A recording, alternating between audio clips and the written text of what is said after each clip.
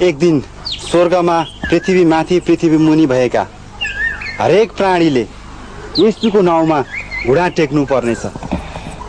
परमेश्वर पिताको महिमाको निम्ति हरेक जिब्रोले येशूलाई नै प्रभु हो भन्नु पर्नेछ। हाम्रो यो जीवनको केही भरोसा छैन, आज हो कि भोलि कसैले भन्न सक्दैन। त्यसैले हाम्रो यो जीवन छँदालाई मुक्तिदातालाई चिन्नु पर्छ, मुक्तिदातालाई ग्रहण गर्नुपर्छ। चुप लाग, के हो तिमीहरू? जे कुरामा पनि टाउको मात्र हल्लाइरहेछ, हो मात्र बनिरहेछ। ठिक कुरालाई त ठिकै भन्नु पर्यो नि। तपाईँको शोभा लगाएर विरोध मात्र पनि त गर्नु भएन। तपाईँले पनि ध्यान लगाएर सुन्नुहोस् त, उहाँले कति राम्रो कुरा गर्नुभएको छ। हो, कति राम्रो कुरा गर्नुभएको छ। मरेको रुखलाई जतिसुकै मलजल गरेर पनि जसरी सर्न सक्दैन, त्यसरी नै हाम्रो जीवन पनि मरेपछि अनन्त जीवनमा सर्न सक्दैन। तसर्थ हामी जिउँदै हुँदै हाम्रो नाम जीवनको पुस्तकमा लेखिनुपर्छ, कोरिनुपर्छ। वीरेन्द्र, तिमीले आज साह्रै राम्रो कुरा गर्यौ। यस्तो कुरा मैले जीवनमा कहिले पनि सुनेको थिएन र सोचेको पनि थिएन। जुन कुरा आज तिमीबाट मैले सुन्ने मौका पाएँ, साँच्चै नै वीरेन्द्र, म पनि अनन्त जीवनको भागीदार बन्न चाहन्छु र मेरो पनि नाम जीवनको पुस्तकमा कोरिएको हेर्न चाहन्छु।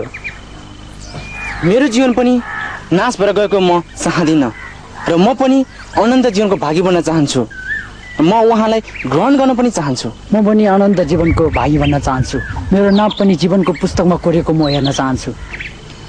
तपाईँहरूको नाम जीवनको पुस्तकमा लेखिएको कोरिएको चाहनुहुन्छ भने आज नै तपाईँहरूले यसुलाई ग्रहण गर्नुपर्छ। के थाहा, भोलि हामीहरूले नदेख्न पनि सक्छौँ, हाम्रो निम्ति भोलि नआउन पनि सक्छ। उसो भए म पनि उहाँलाई आज नै ग्रहण गर्छु। म पनि उहाँलाई ग्रहण गर्न चाहन्छु। म पनि उहाँलाई ग्रहण गर्न चाहन्छु। उसै आउनुहोस्, उहाँमा हाम्रो सबै पाप अधर्महरूलाई स्वीकार गरौँ। हाम्रो हृदयबाट नै उहाँलाई हामीले गरेका सबै भुल गल्तीहरूलाई, अधर्मका कुराहरूलाई निकालौँ। हामीले हाम्रो हृदयमा प्रार्थना गरी आजै हामीले उहाँलाई निम्त्याउँ। प्रार्थना भनेको परमेश्वरसँग बातचित गर्नु हो। यदि तपाईँहरूलाई प्रार्थना गर्न आउँदैन भने मेरो पछि पछि भन्नुभए पनि हुन्छ। उसै आउनुहोस्, हामी घुँडा टेकेर प्रार्थना गरौँ। प्रभु येशू, आज मलाई तपाईको खाँचो छ।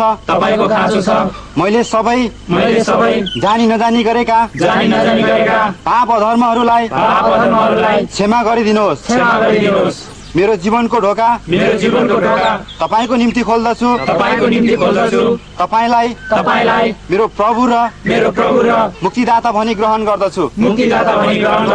अब यो जीवनलाई तपाईले मन पर्ने बनाउनुहोस्। यो जीवनलाई तपाईको हातमा राख्दछु। आमेन।